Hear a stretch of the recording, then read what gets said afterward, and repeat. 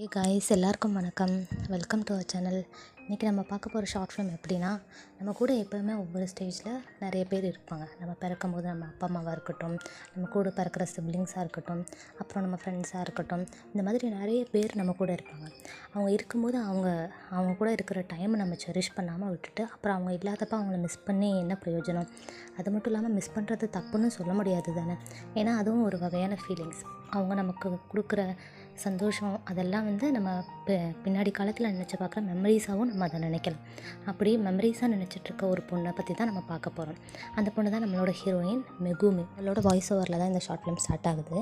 அப்போ அவள் அம்மாட்ட இப்போ பேசணும்னு நினைப்பா போல். பட் அவங்க அம்மா பக்கத்தில் இல்லை போல். அதனால் லெட்டர் மாதிரி எழுதுகிறான். அம்மா நீங்கள் எப்படி இருக்கீங்க? நல்லா இருக்கீங்கன்னு நினைக்கிறேன். நானும் நல்லா இருக்கேன். அது மட்டும் இல்லாமல் இன்றைக்கி என்னோட 20வது வயசாயிடுச்சு.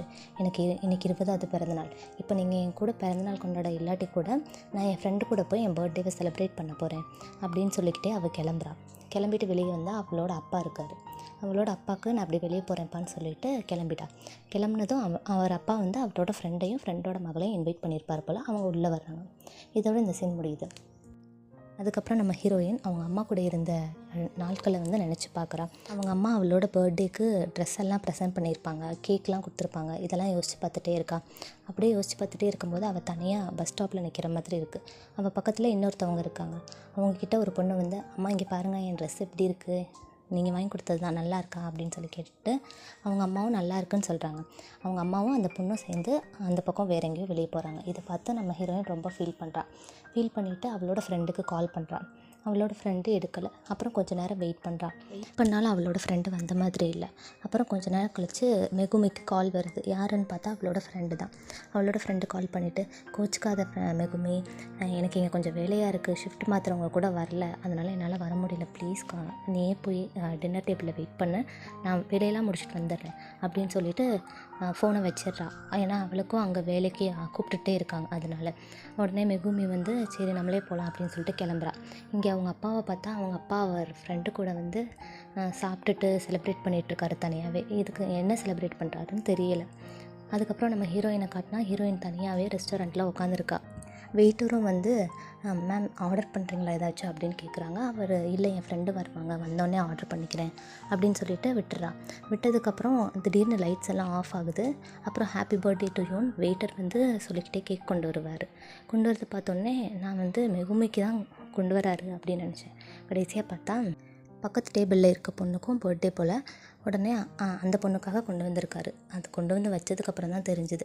அதுக்கப்புறம் மெகுமியும் ஃபீல் பண்ணிவிட்டு இன்னும் ரொம்ப நேரம் வெயிட் பண்ணிக்கிட்டே இருந்தாள். க்ளோசிங் டைமே வந்துருச்சு. அவள் ஃப்ரெண்டு வரவே இல்லை. அப்புறம் மெகுமி அவளே கிளம்பி வீட்டுக்கு வந்துட்டா. மெகுமி வீட்டுக்கு பார்த்தா அவங்க அப்பா அவர் ஃப்ரெண்டு கூட ட்ரிங்க் பண்ணிவிட்டு செலிப்ரேட் பண்ணிக்கிட்டு இருந்தார்.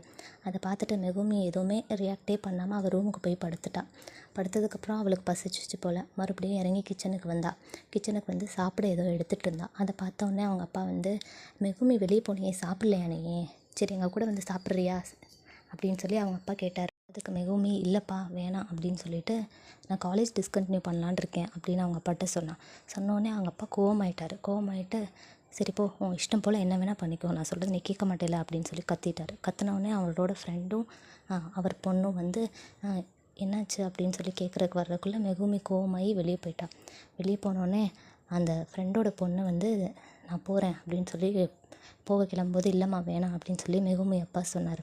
ஆனால் இப்போ சொல்லாமல் விட்டால் அது ரொம்ப தப்பாயிரும் அங்கிள் அப்படின்னு சொல்லிட்டு ஃப்ரெண்டோட பொண்ணு போயிட்டு மெகுமி நெல் அப்படின்னு சொல்லி கூப்பிட்டுட்டு, உங்கள் அப்பா உனக்காக என்னெல்லாம் பண்ணுறாருன்னு தெரியுமா?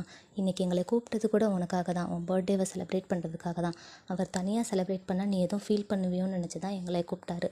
உங்கள் அம்மா இல்லைன்னு நீ ஃபீல் பண்ணுறேன்னு தெரியுது, அதே மாதிரி தானே உங்கள் அப்பாவும் ஃபீல் பண்ணுவார் அப்படின்னு சொல்லி அந்த ஃப்ரெண்டோட பொண்ணு சொல்லவும் நம்ம மெகுமியால் பேசவே முடியல, அழுதுகிட்டே இருந்தா. அவரை மிஸ் பண்ணுறதையும் தாண்டி உனக்காக தான் இந்த பர்த்டே செலிப்ரேஷனை அவர் ரெடி பண்ணார். ஆனால் அவரை புரிஞ்சுக்காமல் நீ இப்போ வெளியே வந்துட்டேல, சரி வா உள்ளே போகலாம் அப்படின்னு சொல்லி அந்த பொண்ணு சொல்லவும் மெகுமி இப்போ என்னால் வர முடியாது, ப்ளீஸ் புரிஞ்சுக்கோ அப்படின்னு சொல்லவும் அந்த பொண்ணு ரிட்டன் வீட்டுக்கு வீட்டில் கொஞ்சம் பாத்திரத்தெல்லாம் தேய்ச்சிட்டு வேலை பார்த்துட்ருக்கா. அப்போ மெகுமி அப்பா அவர் ஃப்ரெண்டுக்கிட்ட பேசிகிட்ருக்காரு. எனக்கு அவளை எப்படி பார்த்துக்கணுன்னு தெரியாதுடா, அவள் அம்மாவுக்கு தான் எல்லாமே தெரியும். அவள் அம்மாவுக்கு தான் அவளுக்கு என்ன பிடிக்கும், அவள் என்ன சாப்பிடுவா, அவளுக்கு என்ன ட்ரெஸ் பிடிக்கும், என்ன ஹேர் ஸ்டைல் பிடிக்கும், இந்த மாதிரி எல்லாமே தெரியும். ஆனால் நான் அவளுக்கு ஏதாவது வேணும்னா வாங்கி கொடுப்பேன். அதையும் அவங்க அம்மாட்ட கொடுத்து தான் கொடுப்பேன். இப்படி தான் நான் இருந்துட்டு இருந்தேன். அதனால் எனக்கு அவளை பற்றி எதுவுமே தெரியாமல் போயிடுச்சு. ஒரு நாள் அவங்க அம்மாவே இப்படி இல்லாமல் போவான்னு எனக்கு தெரியாதுல்ல. அது மட்டும் இல்லாமல் நானும் தான் அவளை மிஸ் பண்ணுறேன். ஆனால் என்னால் எதுவும் செய்ய முடியலடா. மெகுமியை தனியாக விடவும் முடியல. அதனால தான் அவள் பர்த்டேவை செலிப்ரேட் பண்ணணும்னு நினச்சேன். பட் அதுவும் இப்படி தப்பாக போயிடும், நான் அவளை ஹர்ட் பண்ணிவிடுவேன்னு எனக்கே தெரியாமல் போயிடுச்சு அப்படின்னு சொல்லி அவங்க அப்பா அவர் ஃப்ரெண்ட்டை சொல்லி ஃபீல் பண்ணிகிட்டு இருக்கும்போது மெகுமியும் அழுதுகிட்டே வந்து என்னை மன்னிச்சிடுங்கப்பா, சாரி அப்படின்னு சொல்லி அவங்க அப்பாட்ட மன்னிப்பு கேட்குறா. அவள் மன்னிப்பு கேட்டவுடனே அவங்க அப்பாவும் அவளுக்காக ஒரு கிஃப்ட் எடுத்துகிட்டு வந்தார். அந்த கிஃப்ட் என்னென்னா ஒரு ரெட் ஒயின் பாட்டில் தான். இந்த பாட்டில் வந்து என்னோடய கிஃப்ட் மட்டும் இல்லை, அம்மாவோட கிஃப்ட்டும் கூட.